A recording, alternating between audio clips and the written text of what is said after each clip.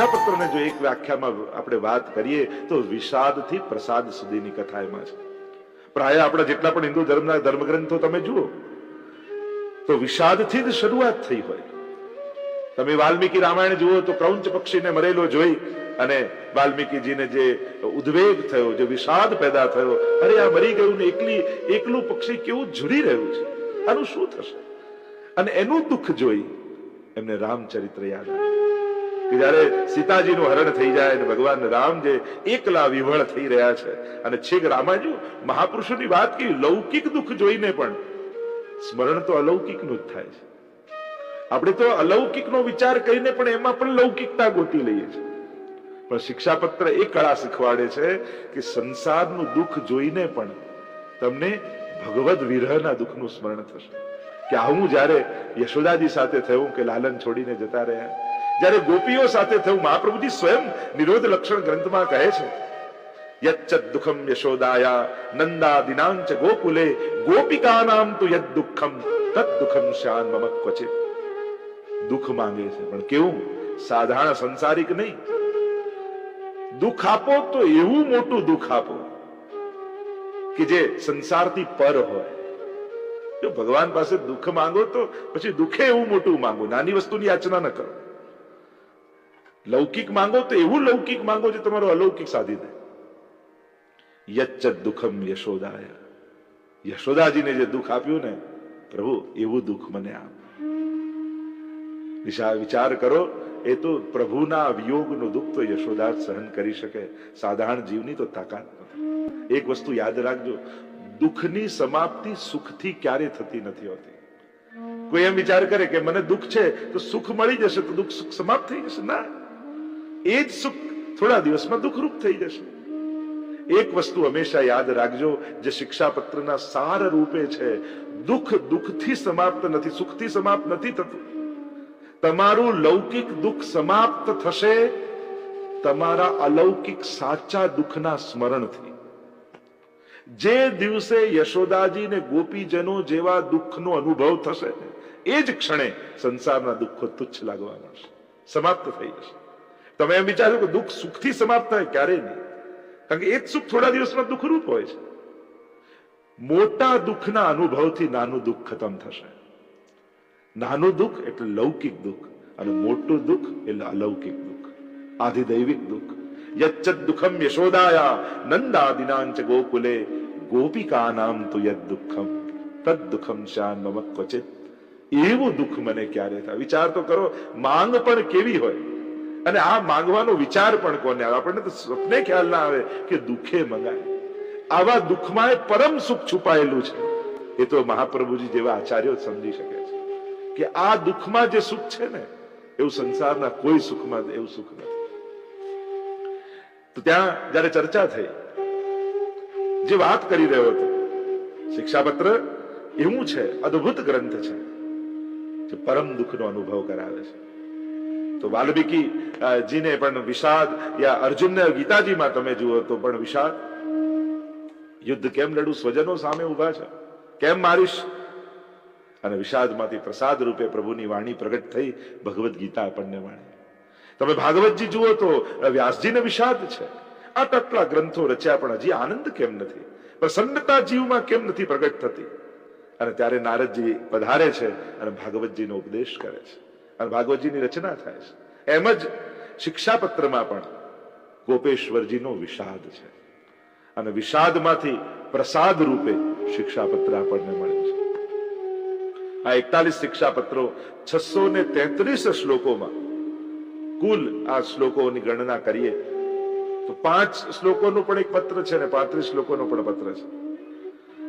શ્રી હરિરાય મહાપ્રભુજીની આ વાણી છે અને મહાપુરુષોની વાણી ત્રિકાલા બાધિત હોય છે. કોઈ એમ વિચાર કરે કે એ સમયે આટલા વર્ષો પહેલા હરિરાયજીએ એમના ભાઈને લખ્યું તો આપણું વાંચવાથી આજે શું થશે? ના, ભગવદ વાણી અથવા મહાપુરુષોની વાણી ત્રણેય કાલમાં સટીક હોય છે, સત્ય હોય છે. આજે પણ આ દરેક પત્રો તમે વાંચો તો હું તમારો અંગત અનુભવ કહું અને તમે તમારો અનુભવ કરી શકો છો કે જ્યારે પણ એ પત્રને બહુ જ ભાવ સાથે અને એ રીતે વાંચો જાણે શિક્ષાપત્રમાં હરિરાયજી મને પત્રો લખી રહ્યા છે. જ્યારે કોઈ પણ ગ્રંથ બીજા માટે લખાયો આવું વિચાર કરીને વાંચીએ ને તો એની અસર નથી થતી. ષોડશ ગ્રંથમાં પણ એક એક ગ્રંથ વાંચો ત્યારે એમ લખો કે આ કોઈ નરહરી સંન્યાસીને કે ગુલામ મિશ્રને કે એને નથી લખ્યો, મહાપ્રભુજી આ ગ્રંથ મારા માટે લખ્યો છે. એ રીતે જયારે એક એક ગ્રંથોને વાંચશો ને ત્યારે ગ્રંથોનો પ્રભાવ તમારા જીવનમાં લાગવા મળશે. પણ આ બીજા માટે છે એવું વિચાર કરશો તો તમને એની સ્પર્શે. શિક્ષાપત્રને ખોલો ત્યારે એક એક પત્ર એ રીતે વાંચો કે હરિરાયજી મને લખી રહ્યા છે, આ મારા માટે લખેલો પત્ર છે. અને પત્રની પણ એક પ્રકારની અદ્ભુત રચનાઓ માનવામાં આવી છે. પત્રની આપણે ત્યાં એક પરંપરા છે અને પાછળથી પણ કેટલાય વિચારકો ને કેટલાય મહાપુરુષો, કેટલાય સમાજ સુધારકો એમના પત્રો આજે પણ સંકલિત કરીને રાખવામાં આવે છે અને એ પત્રો દ્વારા એમની જીવન દર્શનની વિવેચનાઓ કરવામાં આવે છે. એમ જ શરૂઆત જોવા જાવ તો શ્રી હરિરાય મહાપ્રભુજીની થઈ છે આ પત્ર સાહિત્યની, કે આ પ્રકારથી પત્રો લખી અને પત્ર સાહિત્ય રૂપે પ્રાપ્ત થાય, પત્ર ગ્રંથ રૂપે પ્રાપ્ત થાય. વિચાર કરો એ બે ભાઈઓનો સંબંધ પણ એ વલ્લભકુલમાં કેવો અલૌકિક હશે. આ વલ્લભકુલ કેવું અલૌકિક છે, એમનું લૌકિક પણ કેવું અલૌકિક છે એ એમના પત્ર વ્યવહારથી આપણને ખબર પડે. સાધારણ વ્યક્તિ પત્ર લખ્યું હોય તો કેવલ ઘરની અંતર ખબર અંતર જ હોય, આવી ભગવત ચર્ચા ન હોય.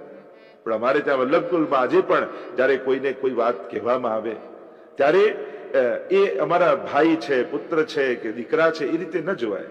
એ વલ્લભકુલના આચાર્ય છે, શ્રી મહાપ્રભુજીનો અંશ છે, શ્રી વલ્લભ એમની અંદર બિરાજે છે એવો ભાવ રાખી અને કોઈ વાત કરાતી હોય છે.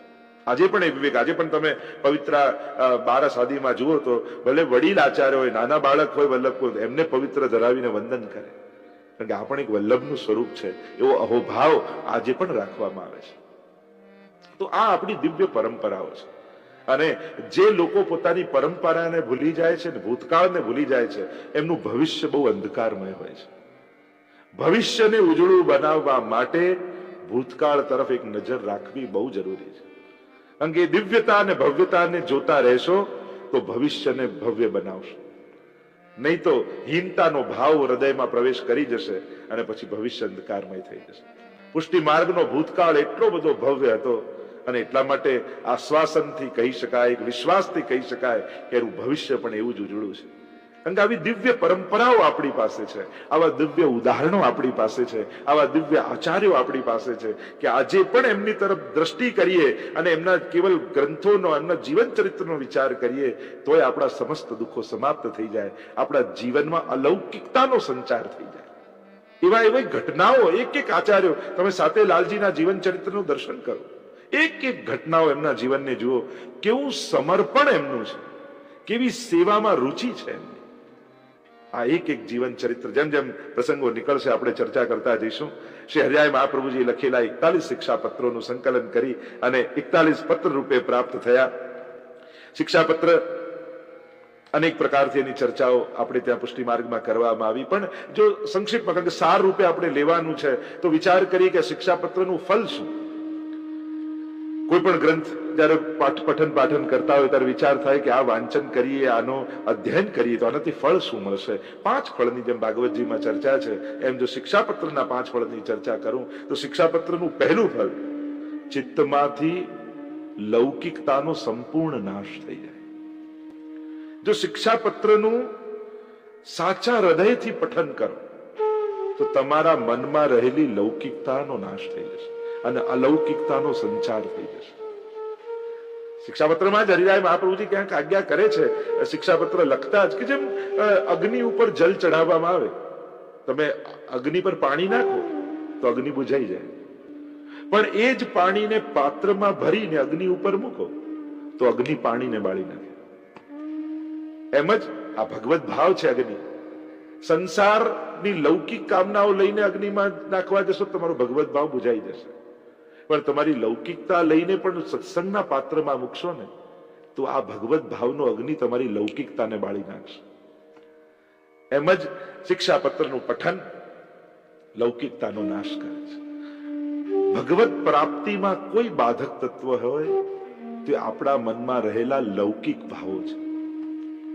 એ જ્યારે સમાપ્ત થઈ જાય ને, દુનિયા બદલવાની કોશિશ ન કરો, ભગવાન ક્યારે બોલે એની ચિંતા અને એની ઈચ્છા મૂકી દો.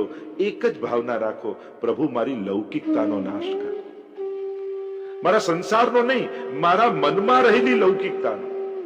સંસારની કોઈ વસ્તુમાં થોડી સિક્કા માર્યા છે કે આ લૌકિક ને અલૌકિક ને અલૌકિક ને, કોઈ એમાં થોડી એવા સિક્કાઓ લખેલા હોય છે. આપણો એ વસ્તુ અને વ્યક્તિ તરફ જોવાનો દ્રષ્ટિકોણ નક્કી કરે છે કે આપણે એને લૌકિક બનાવ્યું કે અલૌકિક બનાવ્યું. ભોગવવાની ઈચ્છા થઈ એટલે લૌકિક, ભોગ ધરવાની ઈચ્છા થઈ તો એ જ વસ્તુ અલૌકિક. સ્વીકારવાની ઈચ્છા તો લૌકિક અને સમર્પણ કરવાની ઈચ્છા તો એ જ અલૌકિક. કોઈ વસ્તુ લૌકિક અલૌકિક હોતી નથી. આપણે એનો વિનિયોગ કઈ રીતે કરીએ છીએ એના પરથી એ લૌકિક કે અલૌકિક નક્કી થાય છે. અને એટલા માટે પહેલું ફળ લૌકિકતાનો નાશ અને અલૌકિકતાનો સંચાર. વિચાર કરો, આ આંખોમાં વૈષ્ણવતા વસી જાય અને પછી બધે જ વૈષ્ણવી ભાવનાથી સંસારને જો જોવા લાગીએ તો કેવો સંસાર સુંદર બની જાય. આ બદસુરત ત્યારે જ લાગે છે જ્યારે આપણી આંખોમાં લૌકિકતા હોય છે, રાગ દ્વેષ ઉદ્વેગ આ બધું હોય છે. અને એટલા માટે પરમ અલૌકિકતાનો સંચાર થવો. બીજું ફળ કયું? ભગવત ભાવની અભિવૃદ્ધિ થાય. શિક્ષાપત્રના વાંચન માત્રથી હૃદયમાં રહેલો ભગવત ભાવ પ્રજ્વલિત થાય, જીવ ભાવાત્મક બની જાય. અત્યારે આપણે બહુ બૌદ્ધિક છીએ અને બૌદ્ધિક હોવાને કારણે દરેક વસ્તુને જોખવા બેસી જઈએ અથવા માપવા બેસી જઈએ, દરેકની કસોટી કરવા બેસી જઈએ ઘસી ઘસી, અને એટલે એમ થાય કે 99 નકામા એ જ વ્યક્તિ કામનો. ક્યાંક ચકાસીને આપણે જ એકલા થતા જઈએ છીએ. આ ચકાસવાની વૃત્તિ જ આપણને એકલા પાડે છે. લોકો હંમેશા બસ એ જ રહે કે આ ખરાબ ને પેલો ખરાબ ને ફલાણો ખરાબ ને આ કામમાં ના આવ્યો. બધાને આ રીતે ઝોંકવા જશો તમે જ એકલા થઈ જશો. માપવાની નહીં, પામવાની વૃત્તિથી જીવો. કેમ કરીને બધાને પામી શકાય? તો ભગવત ભાવની અભિવૃદ્ધિ. હૃદયમાં ભાવ જાગશે તો આપમેળે ભાવાત્મક જગત લાગશે. ત્રીજું ફળ કયું? તીસરું ફળ કયું? સત્સંગમાં અભિરુચિ પ્રગટ થાય શિક્ષાપત્રના વાંચનથી. કારણ કે સત્સંગની રુચિ આ પહેલું ડગલું છે પર પ્રભુ તરફ જવા માટે.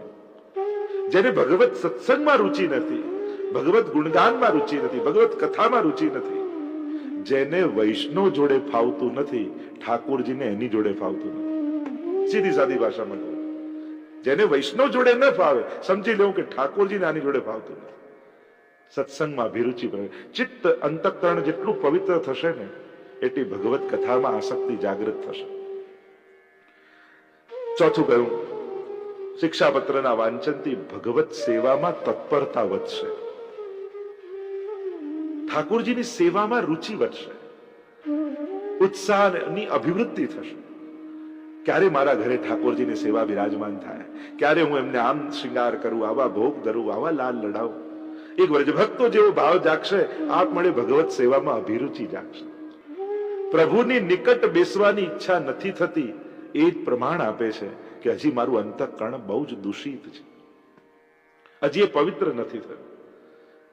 પવિત્ર થાય તો પ્રભુની નિકટતા વગર રહેવાય નહીં. અને પાંચમું ફળ જો કહું તો હૃદયમાં અલૌકિક આનંદની જાગૃતિ થાય. શિક્ષાપત્રના વાંચનથી હૃદયમાં અલૌકિક આનંદ પ્રગટ થશે, અને એવો આનંદ જેને સંસારની કોઈ વિપરીતતા દબાવી નહીં શકે. કારણ કે અત્યારે આપણે સુખ હોય છે અને સુખ વિપરીત સંજોગોમાં દુઃખમાં પરિણમિત થઈ જાય છે. પરિસ્થિતિ આધીન છે સુખ અને સ્વરૂપ આધીન છે એ આનંદ છે. અને આનંદ રૂપ જીવ છે. પરમાત્મા આનંદ માત્ર કરપાદ મુખોદરાદી છે. અને એટલા માટે શિક્ષાપત્રના અધ્યયનથી, વાંચનથી, પઠનથી, શ્રવણથી અલૌકિક આનંદની અભિવૃદ્ધિ થશે હૃદયમાં. એવો આનંદ વ્યાપશે કે જ્યાં છો, જેવા સંજોગમાં છો, જેવા વ્યક્તિ અને વસ્તુની વચ્ચે રહો છો, પછી દુનિયાને બદલવાની ચિંતા મટી જશે. તમે પોતાના નિજ આનંદમાં જ તૃપ્ત બની જશો. કારણ કે જે પોતાના આનંદથી તૃપ્ત થયો નથી એને દુનિયાની કોઈ પણ વસ્તુ તૃપ્તિ આપી શકતી નથી. વૈષ્ણવતાનો ઓડકાર જેને આવી જાય ને એને કોઈ વ્યક્તિની પરાધીનતા ન રહે. હું વૈષ્ણવ છું, હું ઠાકોરજીનો છું, પ્રભુને સમર્પિત થયો છું, એ વાતની ખુશી જ્યારે જીવનમાં આવે ને ત્યારે કોણે સાથ આપ્યો, કોણ મળ્યા, કોણે લીધું, કોણ લઈ ગયું, કોણે આપ્યું, એ બધી ચિંતા મટી જાય છે. જેને મોટું પામી લીધું એને તુચ્છનો વિચાર આવતો નથી. આપણે મોટું ચૂકી ગયા છીએ એટલે નાના નાનામાં એવા અટવાઈએ છે કે જે મોટું મેળવવા આવ્યા હતા એનો તો વિચાર નથી કરતા. મહાપ્રભુજી કહે, અરે તમે તો પ્રભુના છો, તમે તો સાક્ષાત પ્રભુ મેળવવા આવ્યા છો, એનો આનંદ લેવા આવ્યા છો. પુષ્ટિ કાયેન નિશ્ચય, પ્રભુના શ્રીઅંગની સૃષ્ટિ છો. સાક્ષાત પ્રભુને પામવાના સમર્થ થઈને તમે આવ્યા છો. પણ એ ભૂલી ગયા એટલે નાના નાનામાં અટવાઈ ગયા. મહાપ્રભુજી એ જ કહે કે તમને તો રાજમાર્ગ મળ્યો છે, ગલી ખાંચામાં શોર્ટકટો ગોતવા ન જાઓ, આ રાજમાર્ગ પર પુષ્ટિ પથ પર ચાલતા જાઓ, નિશ્ચિત સામે શ્રીનાથજી બાબા તમારી પ્રતીક્ષા કરતા તમને મળશે. તો આ 5 ફળની પણ ચર્ચા કરી શકાય. શિક્ષાપત્રમાં જો પ્રવેશ કરું, કારણ કે 3 જ દિવસમાં બધા શિક્ષાપત્ર, ને પહેલું શિક્ષાપત્ર એ આખા 41 પત્રોના સાર રૂપ છે, ચાવી રૂપ છે. અને જો ચાવી હાથમાં આવે, જેમ મોટું મકાન હોય એનાથી નાનો એનો ઓરડો હોય, એનાથી નાનો એનો દરવાજો હોય, એનાથી નાનો એની સાંકળ હોય, એનાથી નાનું એનું તાળું હોય, એનાથી નાની એની ચાવી હોય. પણ ચાપડી આપણા હાથમાં હોય તો શું કહીએ? મકાન આપણી પાસે છે. એક ચાવી આપણી પાસે હોય તો આપણે કઈ મકાન આપણી પાસે છે. તો એમ આ ચાવી છે પહેલું શિક્ષાપત્ર.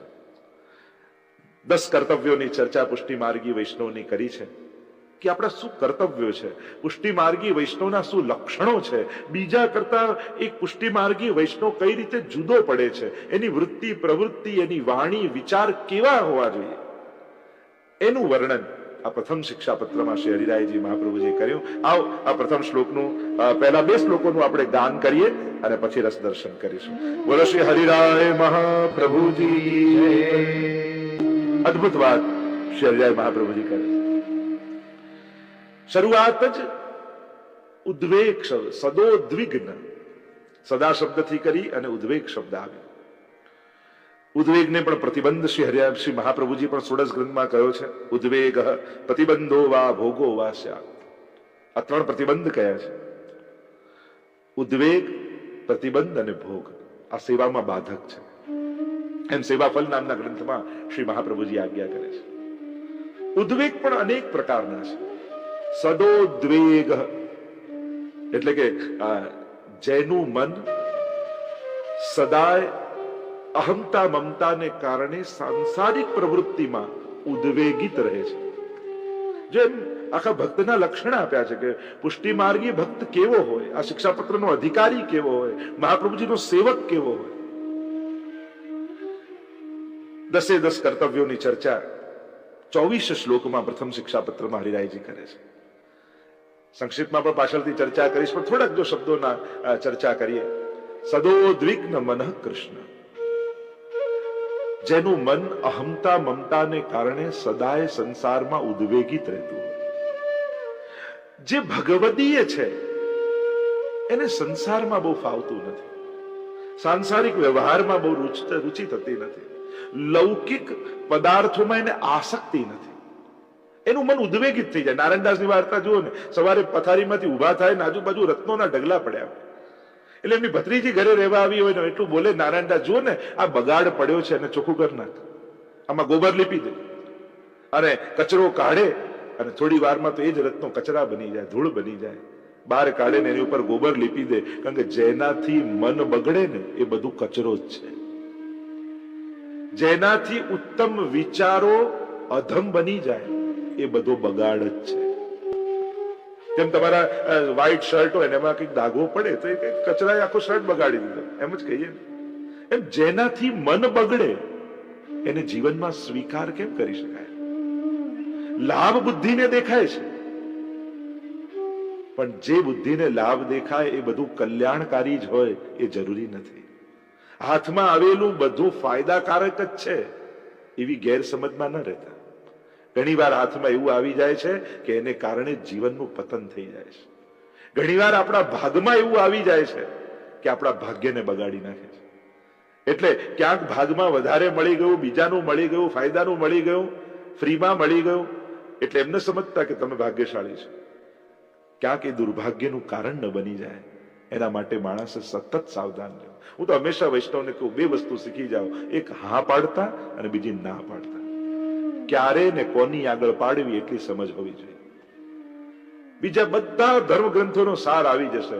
વૈષ્ણવને આ બે વિવેક હોવા જોઈએ, ક્યાં હા પાડવું અને ક્યાં ના પાડવું. આ બે જગ્યા સમજી જાય ને, બે ક્યાં વૈષ્ણવે કોની આગળ કઈ વસ્તુની હા પાડવી. જેને કારણે, જેને મેળવવાથી પ્રભુથી દૂર થવાતું હોય એ નુકસાનકારક જ છે વૈષ્ણવ માટે. એ દુર્ભાગ્યનું સૂચક જ છે. ભલે ક્ષણવાર માટે તમને એમ લાગશે કે આ બહુ મોટો લાભ છે, પણ એ તમારું હિત કરનારું નહીં હોય. વૈષ્ણવી જીવન જેને જીવવું, જેને પ્રભુને પામવું, જેને સંસારમાં જ રહેવું છે, એના ગણિતો જુદા છે. પણ જેને સંકલ્પ કરેલો છે, જેને સમર્પણ કરેલું છે, જેને કંઠી ધારણ કરી છે, હા કૃષ્ણ હું તારો થયો છું, એમ કૃષ્ણ આગળ 3 વાર પંચાક્ષર જે બોલ્યો છે, પછી એના થઈને બતાવી દો એને. આપણે એને કહીને બતાવીએ છીએ, એના થઈને નથી બતાવતા. એને કહીએ છીએ ખરા, પણ એના થઈને એને બતાવો કે હા કૃષ્ણ તારો થઈને હું તને જીવનમાં બતાવીશ, તારો થઈને હું જીવીને બતાવીશ. અને એટલા માટે સદોદ્વિગ્ન, સંસારમાં અહમતા મમતાને કારણે જેનું મન સદા ઉદ્વેગિત રહે છે. ગોવિંદ સ્વામીની વાર્તામાં તમે જુઓ ને, દીકરી છે પણ હવે આસક્તિ સમાપ્ત થઈ ગઈ. લોકો ગોવિંદ સ્વામી કહેતા, તો ગામમાં એક વૈષ્ણવ શોધતો આવ્યો અને પાદરે ગોવિંદ સ્વામી જ મળે. પૂછ્યું કે ગોવિંદ સ્વામી ક્યાં રહે છે? ગોવિંદ સ્વામી કહ્યું, અરે તમે તો ઘણા મોડા પડ્યા, ગોવિંદ સ્વામી તો ક્યારના ગુજરી ગયા છે. શું વાત કરો છો? અરે હું આટલી દૂરથી એમને મળવા માટે આવ્યો છું, એમની ખૂબ પ્રશંસા મેં સાંભળી છે. પેલો તો બહુ નિરાશ થઈ ગયો, થયો કે ચલો એમના ગામમાં આવ્યા છીએ તો એમના ઘરને તો વંદન કરતા જ જાય રહેતા હતા. અને પૂછતા આવ્યા આ કે કોઈએ કહ્યું આ ગોવિંદ સ્વામીનું ઘર. દરવાજો ખટખટાવ્યો, દરવાજો ખોલ્યો તો ગોવિંદ સ્વામી જ અંદર નીકળ્યા. કહ્યું અરે તમે તો કહ્યું હતું ગોવિંદ સ્વામી ગુજરી ગયા, તો તમે તો છો, આવું કેમ બોલ્યા? ત્યારે બે હાથ જોડીને ગોવિંદ સ્વામીએ કહ્યું હજી હું કહું છું, ગોવિંદ સ્વામી તો ક્યારના ગુજરી ગયા. જ્યારથી બ્રહ્મ સંબંધ લીધું, સ્વામી પણ તો ત્યાં જ સમાપ્ત થઈ ગયું. હવે તો આ ઘરમાં ગોવિંદ દાસ રહે છે, હવે તો ઠાકોરજીનો સેવક રહે છે. સ્વામી પણ તો ક્યારનું જ સમાપ્ત કર્યું. દીકરી કહેવા લાગી, પિતાજી આટલા વર્ષે હું ઘરે આવી છું, વાત તો કરો. ગોવિંદદાસ કહે, મન એક જ હતું અને એ તો શ્રીજીને સોંપી દીધું, બીજું હોત તો તારામાં લગાવે. કુમનદાસ તમે જુઓ ને, પુત્રના મૃત્યુના સમાચાર મળ્યા, અરે તમારા દીકરાને સિંહે મારી નાખ્યો છે, અને સાંભળતાની સાથે મૂર્છિત થઈને પડી ગયા. આજુબાજુ બધા જ ટોળે વળી ગયા અને વાત કરવા લાગ્યા, જો ને મોટા ભગવદી બને છે, પણ પુત્રનો મોહ ક્યાં કોઈને છોડે છે. અને બેભાન થઈને પડેલા છે. કુમનદાસજી ગુસાઈજી આવ્યા ને ગામના લોકોને કહેવા લાગ્યા, અરે મૂર્ખ, આ એટલા માટે મૂર્છિત નથી થયા કે પુત્ર ગયો, આ તો એટલા માટે મૂર્છિત થયા કે મને સૂતક લાગ્યું ને હવે શ્રીનાથજીના દર્શન કરવા નહીં જવાય. દર્શને કૃષ્ણ માનસ. આવી વૃત્તિ ભગવદીઓની છે. સદોદ્વિગ્ન મનઃ, જેનું મન સંસારમાં સેટ નથી થતું, એ ભગવદી છે. કારણ કે ઘણી વાર બહુ ફાવી જાય ને સંસારમાં, પછી એમાંથી મન કાઢવું બહુ અઘરું થાય. કુંતાજી એટલે જ તો કહે પ્રભુ સંકટો આપો ને, કારણ કે મારું સંસારની છોડવાની તાકાત મારામાં નથી, પણ દુઃખ આવશે ને તો સંસાર જ મને છોડીને જતું રહેશે. ઘણી વાર ઠાકોરજી વિપરીત સંજોગો આપીને આપણી આસક્તિ ઓછી કરે છે. ઘરમાં બધા અનુકૂળ છે સેવામાં, તો માનો ઠાકોરજી ઈચ્છે છે કે બધા ભેગા થઈને સેવા કરીએ, અને બધા પ્રતિકૂળ છે કે બધા કોઈ માનતું નથી, કોઈ વિરોધ કરે છે, અને આપણા કયામાં નથી, ને ન લૌકિકમાં ન અલૌકિકમાં કોઈ રીતે લેણું નથી. ત્યારે માનવું કે જો ઠાકોરજી મારી આસક્તિ કઈ રીતે છોડાવી રહ્યા છે. ક્યાંક મારું મન આ લોકોમાં ફસાઈ જાય, પણ આ લોકોના હૃદયમાંથી જ મારો પ્રેમ લઈ લીધો છે, અને કોઈ મને પ્રેમ નથી કરતું. પ્રભુનો ખૂબ ઉપકાર છે કે નહીં તો મારું મન ચોક્કસ આમાં ફસાઈ જાય, અને ફરી પુનરપી જનનમ પુનરપી મરણમ પુનરપી જનની જઠરે શયનમ, એ 84 લાખના ચક્કરમાં મારે પડવું પડત. ઠાકોરજીએ મને બચાવી લીધો. જેને આવા વિપરીતતામાં પણ કૃપા દેખાય ને, એ જ વૈષ્ણવ છે. જે વિપરીત સંજોગોમાં પણ પ્રભુની કૃપાને શોધી લે, એ જ વૈષ્ણવ છે.